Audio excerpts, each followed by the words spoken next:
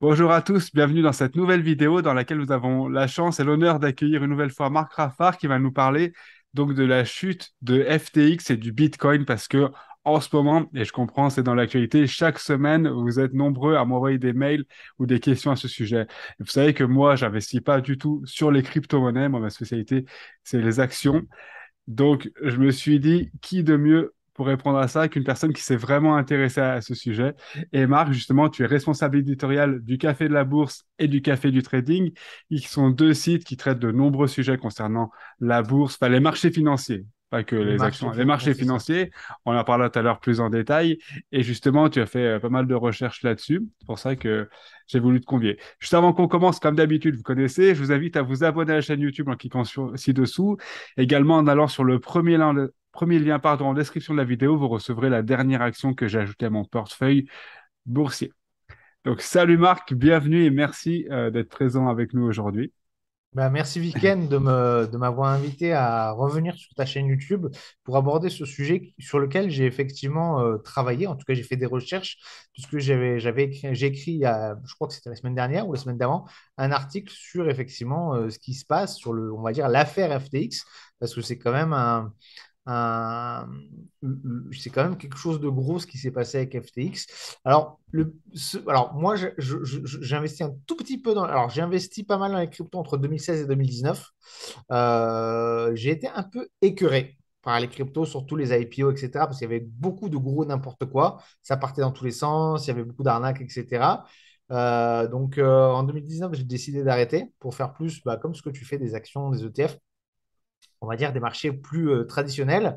Je suis revenu assez récemment sur le Bitcoin à travers un ETF, à travers un ETP, pour être précis, parce que je me suis dit, j'ai pas envie de rouvrir un truc dans un wallet, etc., avec un exchange, un machin. J'ai bien fait, parce que finalement, quand on voit ce qui se passe avec FTX, effectivement, les exchanges ne sont pas nécessairement forcément la bonne solution. On en parle, je rentrerai un petit peu plus dans les détails, pourquoi les exchanges, qu'est-ce qui se passe, etc. Maintenant, sur les cryptos, enfin les crypto fans, on va dire ceux qui ont l'habitude de suivre les cryptos depuis enfin, le Bitcoin depuis, je sais pas, 2009, 2010, 2012, on a l'habitude d'avoir des scandales comme ça de façon assez régulière. Le plus gros en date avant FTX, c'était MTGOX, donc ce gros exchange asiatique, je ne sais plus si c'était japonais ou chinois, mais c'était fondé par un Français et il avait fait faillite et le français était parti avec des sous, la caisse. Enfin, ça avait fait énormément de bruit à l'époque. C'était le plus gros exchange. Donc à l'époque, c'était un peu la même histoire que MTGOX, que FTX. Je veux dire, c'était le FTX de l'époque. Mais à la grosse différence que le marché des cryptos n'était pas aussi développé qu'aujourd'hui. C'était quand même un truc assez niche. Je crois que c'était en 2012, hein, MTGOX, si je dis pas de bêtises. Donc c'était encore un truc niche. C'était vraiment des passionnés qui traitaient là-dessus. Donc les montants en jeu n'étaient pas aussi importants. Et ce qui fait la particularité de l'affaire FTX, c'est qu'en plus, il y a toute une implication politique au niveau américain. Je rentrerai un petit peu plus dans les détails là-dessus, ce qui rajoute, on va dire, de l'huile sur le feu. Donc c'est vraiment un, un- un- un- un scénario catastrophe. On pouvait pas le prédire. Alors, revenons sur l'origine. Sur l'origine. Donc, vous savez que le Bitcoin, donc c'est une crypto-monnaie qui est décentralisée. Quand vous achetez du Bitcoin, en fait, d'ailleurs, si on le dit à tort, on n'achète pas du Bitcoin. En fait, les Bitcoins sont stockés au même endroit dans un registre qui s'appelle la blockchain. Et en fait, ce qu'on achète, c'est une clé d'accès pour accéder à un certain nombre de Bitcoins sur cette blockchain. Donc déjà, faut enlever cette idée reçue de se dire on a des bitcoins sur son wallet. Non, sur son wallet, on a une clé d'accès qui permet d'aller dans le coffre et d'aller chercher et d'attribuer et après de changer l'attribution de ces bitcoins à quelqu'un d'autre. Ça peut avoir, ça peut, on va dire, c'est un abus de langage de dire j'ai des bitcoins et j'envoie des bitcoins. En réalité, la technologie, c'est j'ai une clé qui me permet d'accéder à des bitcoins dans la blockchain et je peux changer le titulaire de ces bitcoins et donner la clé d'accès à quelqu'un d'autre. C'est comme ça que ça fonctionne. Ça a toute son importance, on va voir pourquoi, parce que justement, la technologie du Bitcoin, elle a été conçue pour être infaillible, pour être transparente. C'est ça, hein, les avantages des Mhm. crypto-monnaies, c'est d'être infaillible, impossible à pirater, d'une transparence totale, et ça a été créé en 2009 suite à la faillite de Lehman Brothers. Alors, on sait, Justement, attends, voilà. je te coupe juste pour préciser, effectivement, tu as raison. D'après ce que j'ai compris, quand on stocke ces bitcoins sur un... Enfin, on les stocke pas justement.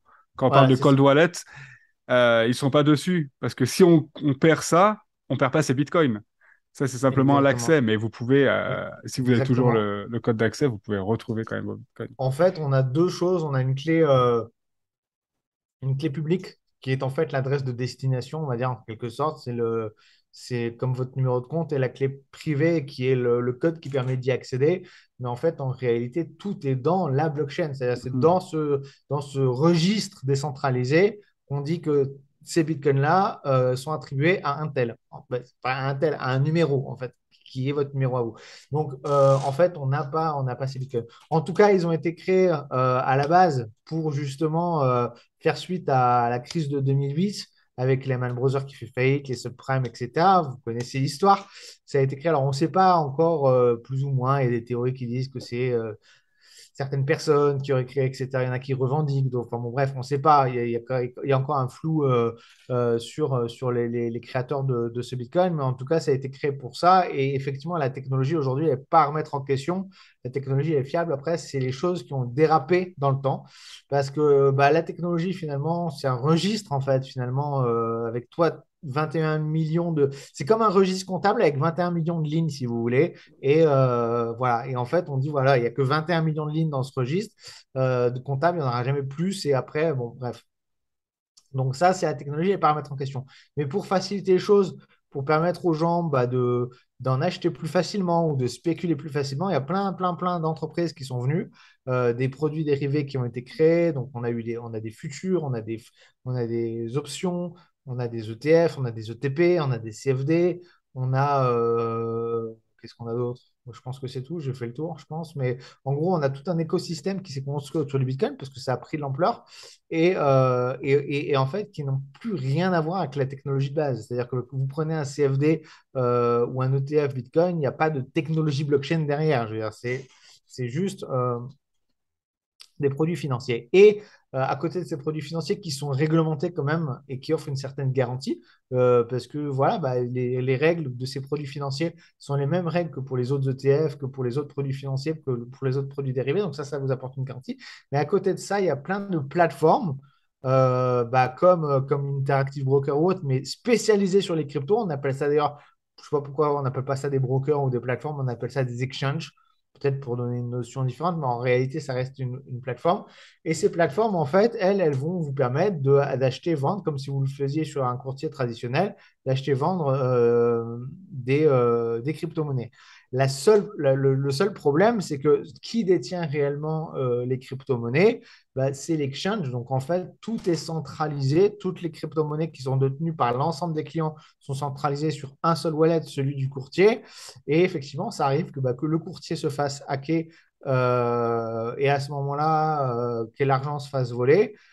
Ou ça arrive aussi parfois que bah, le courtier soit malhonnête parce qu'il faut savoir que la plupart ne sont pas régulés. Il n'y a pas de réglementation encore bien précise pour ces courtiers-là.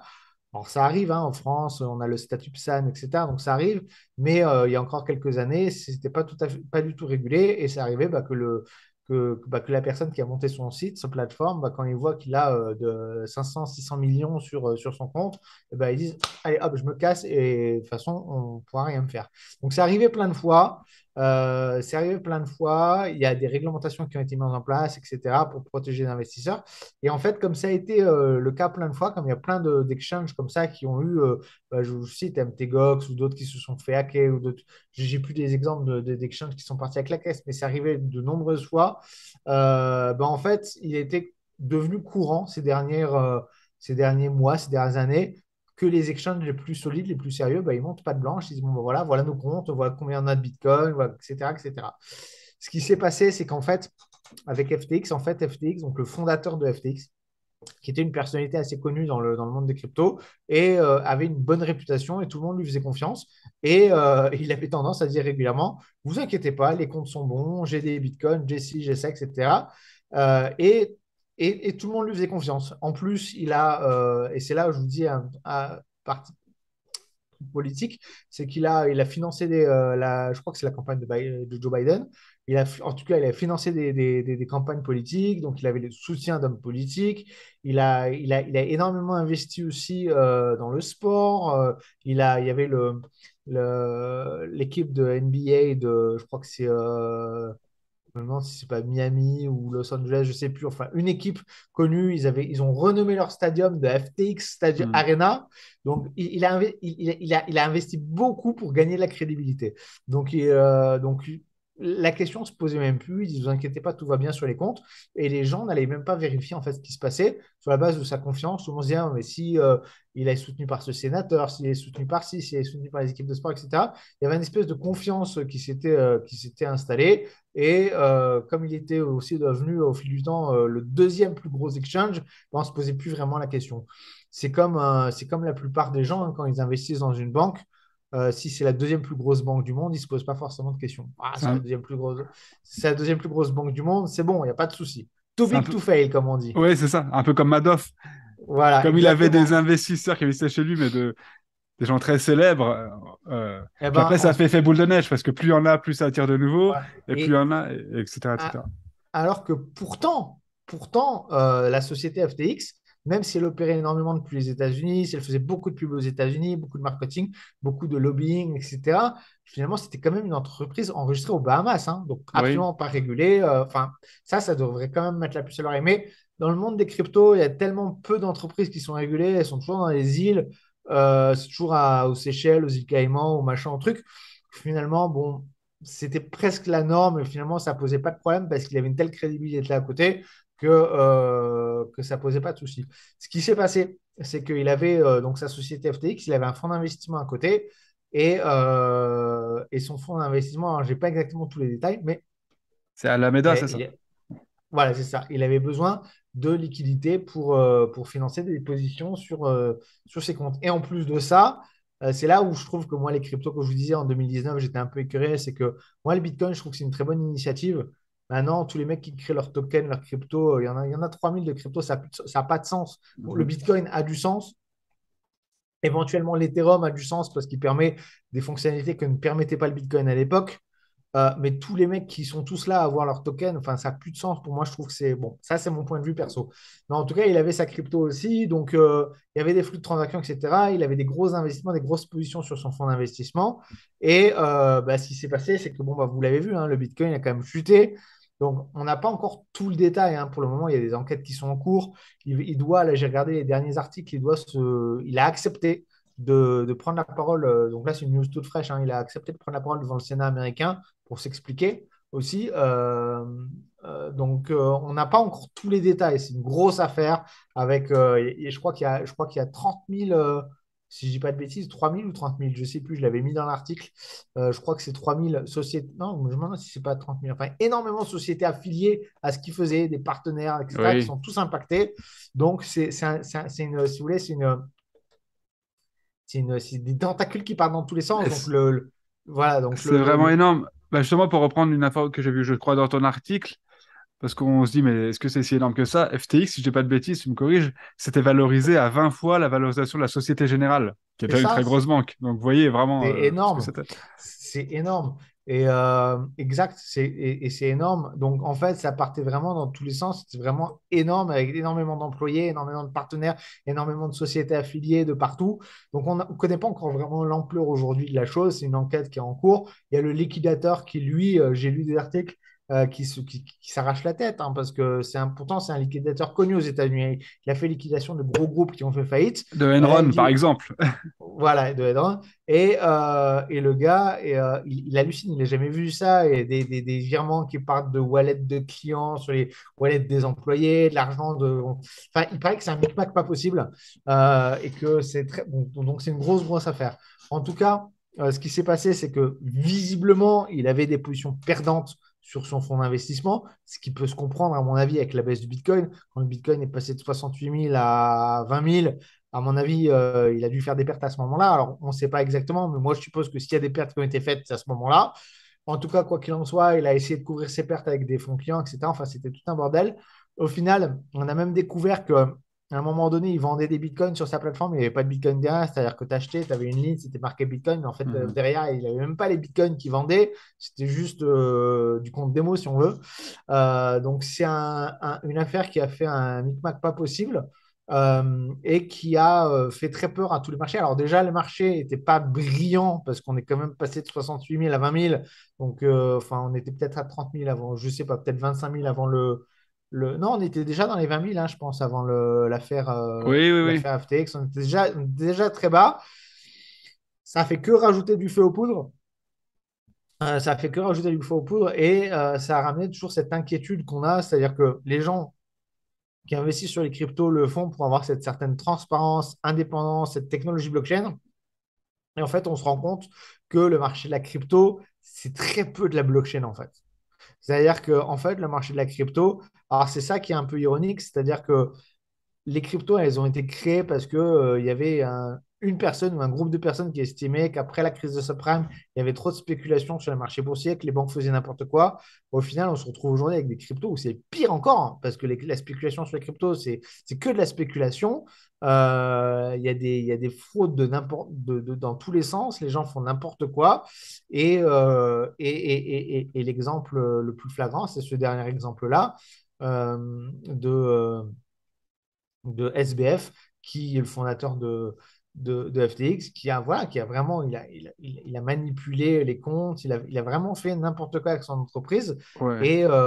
Et du coup, ça a fait baisser. Alors, ça n'a pas fait baisser tant que ça, hein, parce que si on rapporte la baisse, donc ça a baissé de 21 000 jusqu'à 15 000, c'est quand même une grosse baisse. Hein. Moi, j'ai le graphe là sous les yeux, c'est quand même une grosse baisse. Mais par contre, si on rapporte ça à la baisse de 67 8 000 jusqu'à 20 000, bon, il n'est pas le seul responsable de la grosse baisse des cryptos, on est d'accord. Hein. Mais quand même, ça crée davantage d'inquiétude. Et maintenant, ce qui va se passer, bah, ça va être très intéressant à suivre parce que là, bah, les liquidateurs, qu'est-ce qu'ils vont faire? Ils vont certainement, bah, du coup, vendre beaucoup de Bitcoin pour rembourser les investisseurs en euros, je pense, parce qu'ils ne vont pas être remboursés en Bitcoin. Donc, on va voir ce qui va se passer, mais en tout cas, c'est une sacrée histoire, tout ça. Exactement. Et Voilà. c'est fou de penser qu'une société comme ça, moi, honnêtement, je connaissais Binance, je connaissais Coinbase, et honnêtement, je ne connaissais pas FTX. Hein. Je ne sais pas si toi, bon, en plus, toi, tu t'intéresses moins en crypto, mais moi, FTX, je ne les connaissais même pas. Donc, comment une société comme ça peut être valorisée 20 fois la Société Générale? C'est ouf, quoi. Ouais, c'est fou. Bah, c'est ici la baisse dont tu parles, ouais. Tu vois, Ouais, on c'est était ça. à. Ouais, c'est ça, c'est ce que tu disais, on C'est était, ça. tu vois, à 21 000, on est tombé à 15 000 et quelques. Ouais, c'est ça. Ouais, c'est ça. Bon, si tu mets sur un chart, un graphique en weekly ou en monthly, Oui, bon, tu verras que on va faire finalement, ça. c'est pas une énorme baisse. Non, non, non, Euh, regardez, si on se met en. oh, Voilà, oh, si tu vous voyez là, on est à 2012.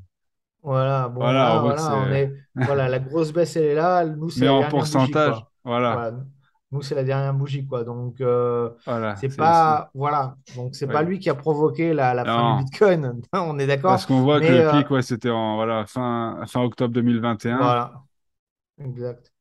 Donc, Et c'est vrai mais que j'avais lu bon. des choses folles sur la gestion de cette entreprise-là. Alors, je sais pas, c'est des articles sur lesquels j'ai lu ça. Je sais pas si Mais tout est vrai, mais comme tu disais, ils sont aux Bahamas et Amazon ne livre pas aux Bahamas. Du coup, bah, pour que le personnel puisse commander leurs produits Amazon, FTX avait un avion privé qui servait juste à amener les commandes Amazon depuis Miami jusqu'aux Bahamas. Il y a eu des villas qui ont été achetées. Il y avait des personnes qui s'occupaient du marketing quand ils avaient besoin de c'est lancer une campagne de pub. Ils ont fait des grosses campagnes. Bon, ça se compte en millions de dollars, hein.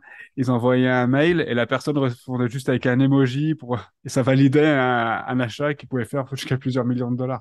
C'était Non, mais vraiment c'était fou. n'importe quoi, mais ça ne me surprend pas tout ça, parce que moi, je vous le dis, quand j'ai travaillé pour des sociétés crypto, c'était des jeunes startups en 2016, 2017, 2018 et un petit peu 2019, fin 2016, donc c'était plutôt pendant 2017-2018 et un peu 2019. Quand j'ai travaillé pour ces sociétés-là, ce qui m'a rendu fou, c'est que ces sociétés qui font n'importe quoi. Des sociétés qui lèvent 2-3 millions, qui claquent leur argent, machin. 6 mois après, il n'y a plus de sous dans les caisses, on ne sait pas pourquoi. Il n'y a aucun produit qui est sorti. Ah bah tiens, on va faire un deuxième round. Mais deuxième, enfin, c'était vraiment. du gros n'importe quoi. Alors, il y en avait des plus ou moins sérieuses. Il y en avait qui, bon, il y a plein de projets d'ICO qui ne sont pas arrivés à terme, qui ont remboursé leurs clients, mais c'est très, très rare. La plupart, bon, bah, ça marche pas, bah, désolé, c'était le jeu, machin.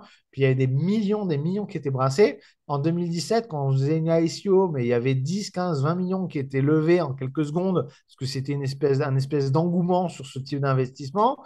Les gens et ceux qui recevaient l'argent faisaient n'importe quoi. Moi, j'ai fait un call avec une société à Singapour. Non, pas à Singapour, peut-être à Séoul.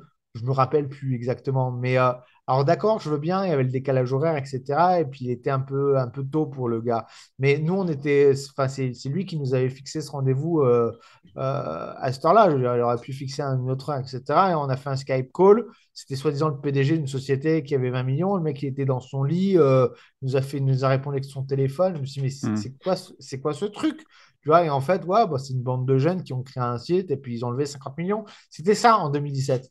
Aujourd'hui, heureusement, c'est plus ça. Il y a eu un gros nettoyage avec la crise, avec la grosse chute de Bitcoin quand il a chuté de 18, on était presque à 20 000, il est rebaissé à 3 000. Bon, bah, ça a nettoyé tous les acteurs du marché, un peu les rigolos. Mais quand on voit qu'FTX, c'est encore ça, en fait, au final, voilà, c'est des jeunes qui ont aucune culture de gestion d'entreprise, aucune.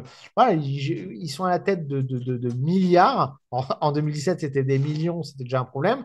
Là, c'est des milliards parce que 20 fois la Société Générale, c'est hallucinant. La Société Générale, je ne dis pas de bêtises, c'est certainement une des plus grosses banques européennes. Ouais. 20 fois ça, quoi. Oui, oui, oui. 20 fois ça, et voilà, bah, c'est des gens qui savent pas gérer une entreprise, qui dépensent.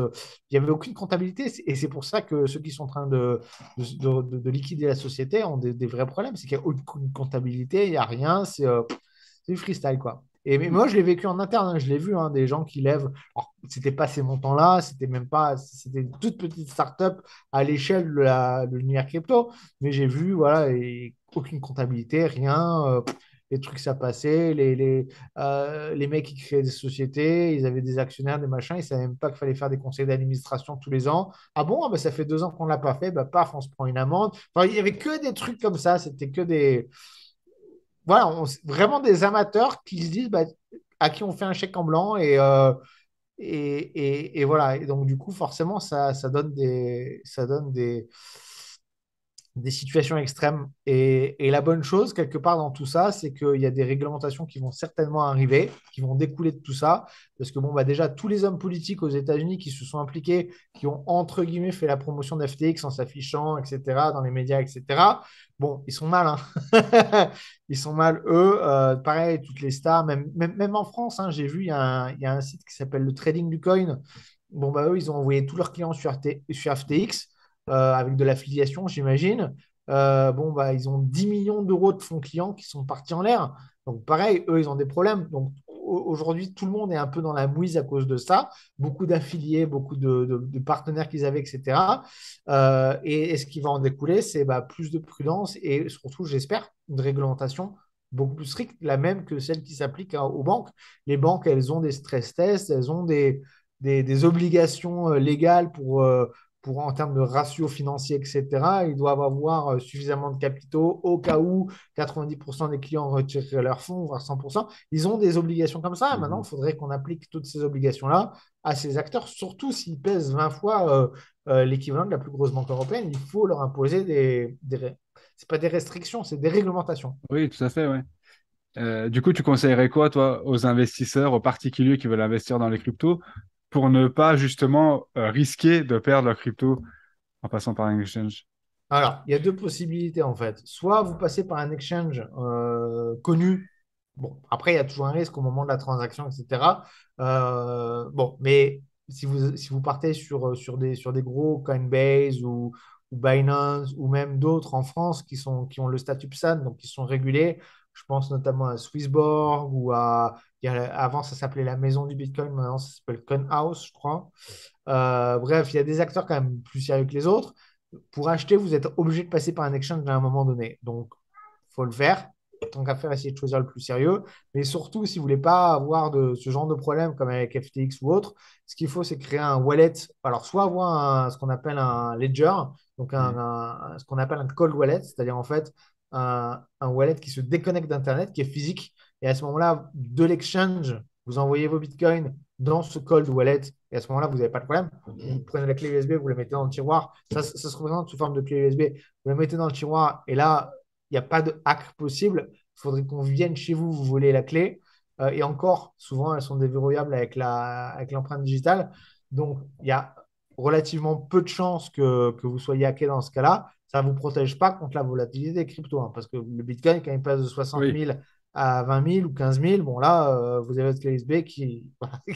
voilà. Vous n'êtes pas protégé du risque des cryptos, mais vous êtes protégé du risque de hacking. Donc, soit un cold wallet comme ça, soit ce qu'on appelle un, un, un hard wallet. Bon, ça, vous laissez pas sur un exchange, mais vous avez des wallets qui sont téléchargeables sur votre ordinateur physiquement, localement, ou sur votre navigateur. Je pense à MetaMask ou ce genre de choses. C'est des wallets logiciels, mais qui sont sur votre ordinateur et qui sont sauvegardés sur votre ordinateur. C'est-à-dire de telle sorte que si vous débranchez Internet, vous avez encore votre logiciel, il est voilà, en dur Ouais. sur. Et bon, là, il reste encore un risque, c'est de se faire hacker son ordinateur, mais le risque est beaucoup moindre, à moins que vous soyez multimillionnaire et la cible spécifique d'un hacker. Mais bon, enfin, je vous le souhaite, hein, mais c'est moins probable. Voilà. Mais le plus gros risque, c'est de laisser en fait son argent sur un crypto exchange. Et j'avoue, même moi, hein, c'est la solution la plus simple. Parce que si vous voulez revendre, il n'y a pas besoin de retransférer sur Ouais. l'exchange. C'est disponible tout de suite. C'est la solution de simplicité, mais c'est la solution la plus risquée. Sinon, alternativement, ce que vous pouvez faire, vous avez alors ce qu'on appelle des ETP. On avait déjà fait des vidéos avec toi pour parler des ETP à levier, mais là, il existe des ETP Exchange Traded Products sans levier pour investir sur les cryptos. Eux, c'est des produits réglementaires, hein, c'est des produits listés en bourse et réglementés. Donc, ils ont justement toutes les obligations qui s'imposent aussi aux ETF et aux autres types de produits financiers. Si c'est marqué réplication physique, ils doivent prouver effectivement qu'ils ont ces bitcoins eux-mêmes dans un cold wallet, donc dans un ledger, comme j'expliquais tout à l'heure, ou l'équivalent. Donc, le moyen, j'ai envie de dire, soit vous vous y connaissez un petit peu en crypto, et à ce moment-là, vous les mettez sur un wallet, etc. Mais ça nécessite quand même, je ne vais pas dire que c'est compliqué, mais il faut connaître. Je veux dire, il y a les transactions, les adresses, les clés privées, les clés publiques. Il faut connaître. Ça demande un petit peu de connaissances informatiques. Ou alors, vous n'avez pas envie de vous casser la tête. À ce moment-là, si vous suivez Weekend, vous avez sûrement peut-être déjà un compte bourse avec un courtier X ou Y. Et ben à ce moment-là, vous prenez le produit, vous prenez le code ISIN, vous l'achetez. Moi, c'est ce que j'ai fait dernièrement, hein. Je ne me suis pas voulu me casser la tête. Après, faut regarder les fees parce que comme c'est des produits crypto, c'est un peu exotique. Des fois, vous avez des ETP avec des fees de 2-3% par an. Ça fait un peu beaucoup. Ouais.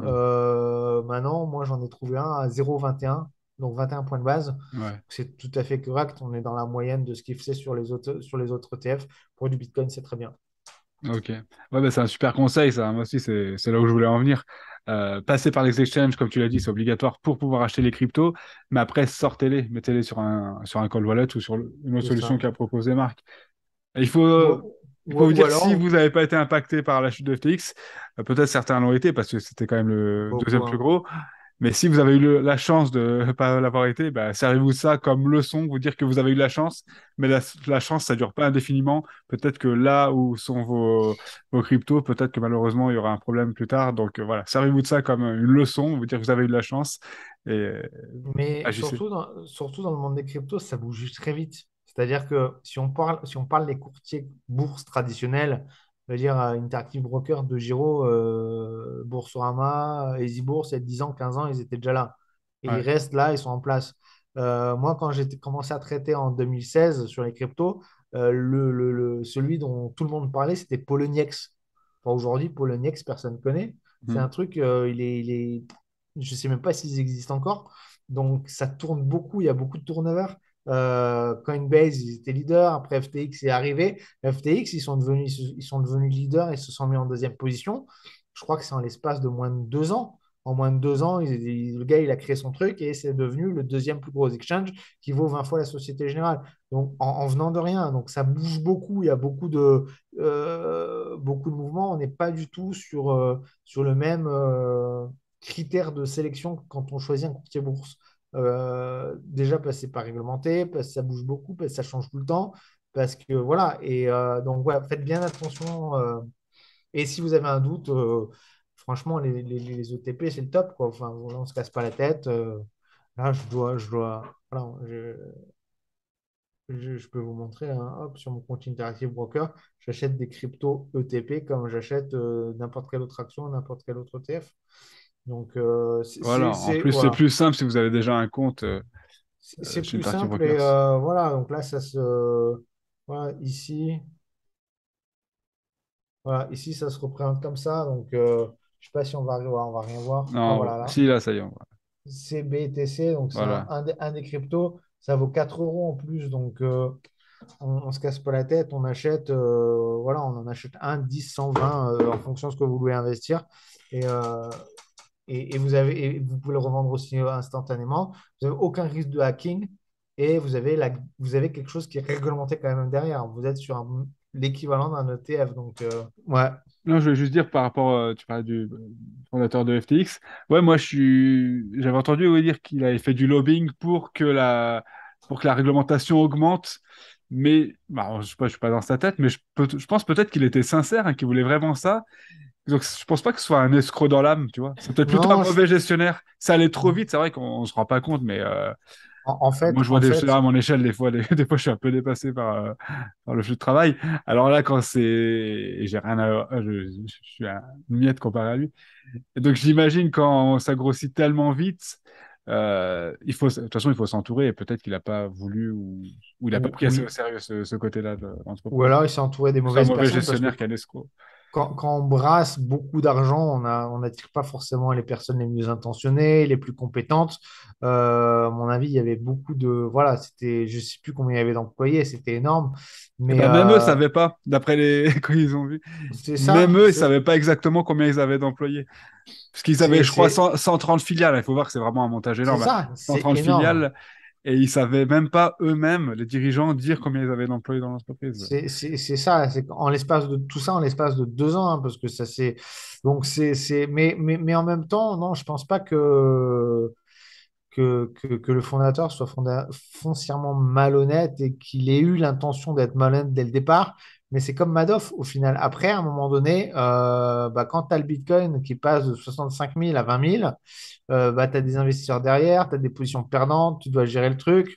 C'est ce qu'a fait Madoff, hein. Il s'est dit, bon, allez, on va falsifier un petit peu les comptes pour ce mois-ci et on va se rattraper le mois prochain. Combien de traders le font à titre perso, de se dire, bon, allez, ce mois-ci, j'ai fait un mauvais mois, allez, je rajoute 500 euros sur mon compte Ouais. et puis je me refais le mois prochain. Même à notre niveau, on le fait, ça arrive. Moi, je l'ai fait à mes débuts, il y en a qui l'ont fait, de se dire, bon, allez, j'ai fait un mauvais mois, allez, celui-là, on l'efface, je remets 500 euros sur mon compte et ce mois-ci, on l'oublie, on fera mieux la prochaine fois. Combien de fois ça s'est arrivé? Bah, en fait, c'est un peu ça, mais à plus grande échelle. Et le problème, le plus gros danger, c'est quand ça passe une fois, et, ils font une petite magouille comptable, hop, ça passe, le truc qui passe à l'as, tous les investisseurs sont contents, il n'y a pas de souci, on a géré plus ou moins le truc. Puis après, 2 mois après, il y a une grosse perte qui revient, puis on est tenté de recommencer. Et c'est comme ça que naissent les Ponzi, hein. Oui, c'est ça. Là, il y en a beau, il y a beaucoup, voilà, il y a des Ponzi dès le départ, c'est une approche malhonnête et c'est une initiative malhonnête dès le départ. Mais Madoff, en l'occurrence, et beaucoup d'autres, bah, en fait, c'est pas malhonnête au départ, c'est juste qu'ils ont mis le doigt dans un engrenage et ils n'arrivent plus à s'en sortir jusqu'au jour où le coup près tombe. Et là, le coup près tombe avec Madoff, c'est tombé parce que, évidemment, il y avait des banques qui commençaient à vouloir récupérer ses sous. Et là, il disait, ah bah, on peut attendre un petit peu. Et ça a mis des soupçons, ça leur a mis la puce à l'oreille. Ben, c'est exactement pareil ce qui est arrivé avec FTX. En fait, avec FTX, eh ben, il y avait Binance qui détenait beaucoup de leur token, là, le token de FTX, le FTT, je crois. Mhm. Ils en FTT, détenaient ouais. beaucoup. Et ils ont dit, bon, nous, on aimerait bien récupérer un peu nos sous. Puis là, il y a eu des tensions. Il y a, ouais, enfin, c'est pas sûr qu'on puisse récupérer ces sous tout de suite, etc. On a un peu des difficultés. Au début, ils ont dit, ah, ben, si vous avez des difficultés, on peut vous aider. Puis en fait, ils se sont rendus compte que les difficultés, c'était pas juste des petites difficultés passagères, c'était peut-être beaucoup plus gros que ça. Donc, ils ont décidé de tout vendre. Et c'est là où ça a mis le feu aux poudres. En fait, dans tous les modèles comme ça qui dérivent, dans tous les, on va dire, dans tous les entrepreneurs, tous les gérants financiers qui mettent le doigt dans l'engrenage d'une petite fraude pour essayer de sauver l'entreprise, finalement, à un moment donné, il y a toujours un gros investisseur qui décide de tout retirer. Et c'est là où on se rend compte du pot rose parce qu'il n'y a plus les sous qui devraient être normalement dans les caisses. Exactement. Ben, justement, pour ce que tu dis, là, l'anecdote concernant Binance, oui, d'après ce que j'ai lu aussi, donc ils possédaient beaucoup de FTT, donc le token de FTX. Et ils ont annoncé qu'ils voulaient racheter FTX, mais apparemment, ça aurait été juste pour maintenir, pour que ce soit une bonne nouvelle pour FTX, pour pas que le FTT s'effondre. Et pendant cette période-là, ils ont revendu massivement, Binance, hein, ils ont C'est revendu ça. massivement Ouais, leur FTT parce que... Et après, ils ont annoncé que finalement, ils renonçaient, que c'était trop catastrophique, l'état c'est de trop FTX qui catastrophe. renonçait. Mais entre-temps, ça leur a permis de maintenir le FTT à un niveau un peu plus élevé. Alors ça, sur des marchés traditionnels, c'est ce qu'on appelle une manipulation de marché. Ils auraient eu une grosse sanction Binance hein, s'ils avaient fait ça sur des actions, sur des marchés actions, sur Oui. Ah des oui, oui. ETF. Là, le truc, c'est qu'on est sur des cryptos, c'est pas régulé. C'est encore une fois, c'est un peu le bon. Et oui, ils ont joué sur les effets d'annonce pour pouvoir sortir leurs billes plus facilement. Mais c'est ça le truc, c'est que maintenant, on se pose plein de questions. Maintenant, on va regarder aussi crypto.com, qui sont très gros aussi en Europe, crypto.com. À crypto.com, ils ont du coup affiché publiquement ce qu'ils avaient. Donc, ils ont des bitcoins, ils ont des Ethereum. Ce qu'ils ont le plus après le bitcoin et Ethereum, c'est des Shiba tokens. Donc, c'est un truc, encore une fois, super volatile, super risqué. Pourquoi ils détiennent autant de Shiba tokens? Ça laisse perplexe. Enfin, moi, j'ai regardé les cours du Shiba token. C'est un truc, j'en veux pas dans mon portefeuille. Ouais. Voilà, donc on se pose des questions après.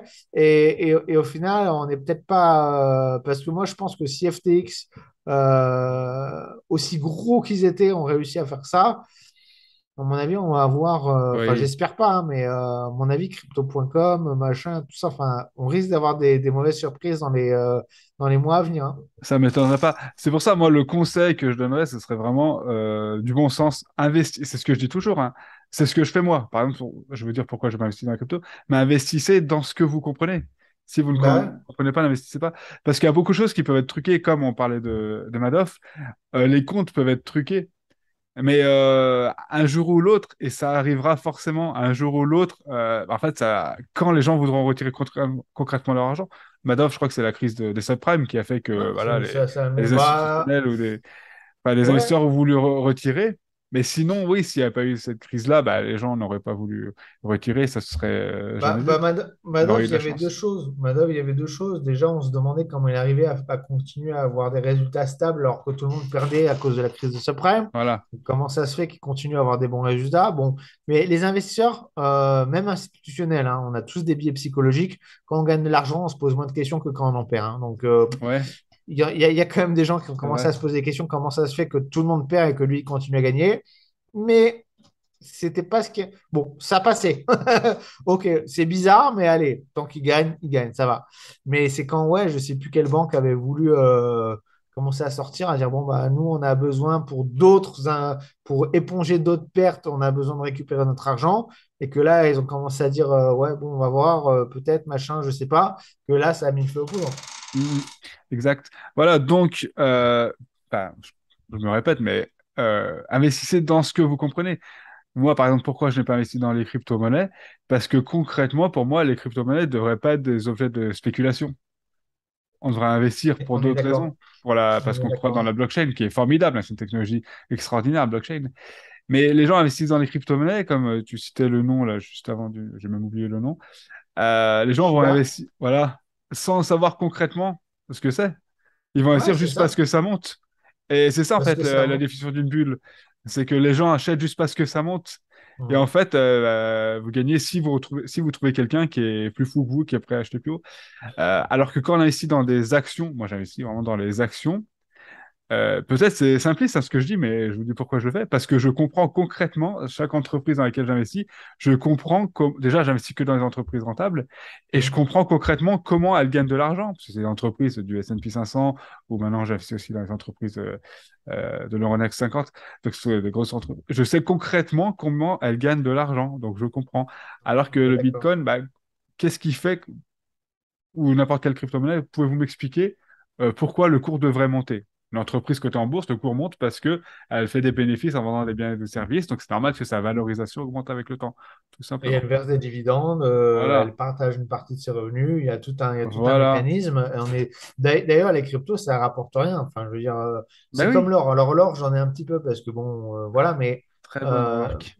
mais l'or, je suis pas un grand fan de l'or. C'est-à-dire que par rapport à mon capital, j'ai vraiment une toute petite partie d'or parce que l'or, ça rapporte rien. C'est beaucoup de spéculation aussi au final. Pareil, pourquoi? En fait, ce qu'on extrapole sur le Bitcoin, on pourrait l'extrapoler sur l'or. L'or, ça se mange pas, ça Voilà. produit rien, ça crée rien, ça crée aucune richesse. Pourquoi on se bat pour acheter un petit morceau de métal? Parce qu'il est rare, il n'est pas si rare que ça. En plus, il est recyclable. Donc, il n'y a pas, il y a pas cette. Bon, évidemment, c'est plus rare de trouver de l'or que de trouver autre chose sur Terre, mais il y a quand même énormément de spéculation derrière. Donc, c'est bien d'en avoir parce qu'évidemment, scénario catastrophe, tout le système financier, c'est cool, vous aurez quand même votre or. Mais même, à la limite, même dans un cas extrême, Troisième Guerre mondiale, système financier, c'est con, tout pète, je sais pas, apocalypse. Est-ce que c'est l'or que les gens vont vouloir? Pas Pas sûr. Les sûr. gens vont vouloir du riz, vont vouloir des pâtes, vont vouloir du Ouais. sel, vont vouloir du sucre. C'est ça qu'on va se battre pour avoir. L'or, bon, moi j'adore, je sais pas si tu as vu le film 20 milieux sous les mers avec le Nautilus, la vieille version, tu sais, Non, du film. non, non. Elle est géniale parce qu'en fait, bon, bah, tu as le Nautilus. Et en fait, bon, bah, comme ils sillonnent les fonds marins, ils chassent des poules, des machins, des trucs pour se nourrir des poissons, mais ils trouvent aussi plein de trésors. Et en fait, ils ont une espèce de pièce remplie de trésors. Et en fait, les naufragés qui arrivent sur le Nautilus, ils voient le, capitaine, je sais plus comment il s'appelle, le capitaine Minotus. Ah là, tout l'or, tous les diamants, tous les trucs et tout. Il fait, bah, prenez-en autant que vous voulez, ça se mange pas, moi j'en ai pas besoin. Et c'est vrai que bon bref, après, c'est là, on part dans un débat plus Non, mais lointain, je suis mais d'accord. Parce que euh, concernant l'or, des clients m'avaient posé la question, moi je leur ai dit la même chose que toi. L'or, en soi, ça génère pas d'argent. Donc, et pour lutter contre voilà. l'inflation, on dit toujours qu'il faut acheter de l'or. Ça a marché dans le passé, mais pas toujours. En réalité, ouais, je crois que c'est Warren Buffett qui dit non, s'il y a de l'inflation, il faut acheter des actions. Parce que les actions, elles vont continuer à vendre plus cher, elles vont générer des profits, peut-être moins, peut-être y avoir des. Mais le meilleur investissement, c'est les actions. Oui, Oui. et surtout des actions, comme tu dis, de sociétés que vous comprenez. Moi, j'ai du Danone, du Coca-Cola, du Nestlé, je sais ce qu'ils produisent, je sais comment ils gagnent de l'argent. Maintenant, j'ai vu le portefeuille un portefeuille action d'un ami la dernière fois, il y avait des sociétés, plein de sociétés de tech, des startups, des machins. Je suis incapable de savoir ce qu'elles font. Même lui, il me dit, ah ben non, mais je sais pas, ils font des nouvelles technologies, l'intelligence artificielle. Ok, d'accord, mais concrètement, bon, on ne sait pas comment ils gagnent de l'argent, quoi. C'est vrai. Alors que les sociétés très renommées, effectivement, vous ne ferez pas x100 sur votre investissement, hein. Moi, je ne vise pas du tout ça. Ça, c'est sûr que ça Voilà. n'arrivera pas. Mais comme tu dis, contre l'inflation, c'est un bon choix, puisque vous prenez des sociétés comme Apple, Coca, tout ça. Bah, si leur coût augmente, elles peuvent très bien augmenter. Apple peuvent augmenter le prix de leur smartphone de 5 ou 10% pour couvrir l'augmentation de leurs frais. Et ben, ils en vendront autant. Parce que les Et gens, ils ont une telle renommée, que même Coca. bon, de toute façon, même sans inflation, ils augmentent de toute façon leur prix de Déjà, ils 20% tous les ans. augmentent, voilà, exact. Déjà, sans inflation, les gens, ça les gêne pas. Alors, avec l'inflation, voilà, c'est pour Ça ça, moi, je passera préfère. inaperçu. Les Et, gens, euh, ouais, ils sont et pareil, pour les leurs produits de clients. première nécessité, moi j'ai du Unilever, du Hmm. Procter Gamble, du Nestlé, du Danone. Bon, bah, voilà, on a besoin de bouffer, bon, bah, que ce soit 10% ou 15% moins cher, on continuera à acheter ces produits-là. Et justement, moi, jusqu'en 2020, j'avais pas mal de messages de personnes qui me disaient peut-être qu'il serait intéressant d'investir dans le Bitcoin comme une valeur refuge, ça nous protégerait en cas de crise financière. Si les marchés actions baissent, le Bitcoin monterait. Et ben, jusqu'en 2020, je disais, bah, pour l'instant, on ne sait pas parce qu'en fait, le Bitcoin a été créé en 2009. Et quand il était en 2020, bah, la dernière crise datait de 2008, la crise des subprimes. Donc le Bitcoin n'avait jamais traversé une crise financière, donc on ne savait pas. Et finalement, du coup, au printemps 2020, il y a eu la fameuse le krach boursier du coronavirus. Et là, on a vu que non, le Bitcoin n'a pas du tout servi de valeur refuge. Et on voit maintenant qu'il est plutôt même corrélé au marché actions. Ouais, Du tout à coup, fait, le hein. Bitcoin n'a pas du tout ce rôle de valeur refuge. Maintenant, on l'a Il n'a plus, constaté il n'a plus concrètement. ouais, non, il n'a plus du tout ce rôle-là, parce que, encore une fois, parce qu'il y a beaucoup de spéculation autour. et que c'est devenu un produit de spéculation. Donc ça Ouais, monte quand tout va bien et ça baisse quand tout va mal, enfin, comme les exactement. marchés d'actions, quoi. Exactement. Bah, merci Marc pour toutes ces infos. Voilà, j'espère que ça vous a plu. Moi, j'ai appris plein de choses. Donc, on fait ça sous forme de discussion, mais c'est vraiment super intéressant. Et justement, vous voyez que Marc, il fait beaucoup de recherches. Vous voyez toutes les informations qu'il nous a partagées. Ah bah, si on avait plus de temps, on en aurait fait plus. Mais après, ça va faire vraiment une vidéo Ah, et après, en de plus, j'en plusieurs oublie heures. parce que j'écris, alors moi, pour Café de la Bourse et Café du Trading, Voilà. j'écris deux à Si trois tu peux articles nous en par parler un peu, semaine. justement, ouais. Ouais, brièvement, donc c'est deux sites d'information, si vous voulez, où on publie des articles pédagogiques, des articles d'actualité, des contenus vraiment à valeur ajoutée. Donc moi, j'écris deux, trois articles par semaine en moyenne. Donc j'ai plein d'informations. Des fois, je ne peux pas tout retenir, mais bon, des fois, ça ressort au bon moment, des fois, ça ressort plus tard. Peut-être que là, dans une heure, après avoir fini cette vidéo avec toi, je me dis, ah bah tiens, j'ai oublié de dire ça. Ça arrive. Mais en tout cas, oui, je brasse beaucoup de ton contenu. Donc, ouais, n'hésitez pas à vous abonner à la newsletter.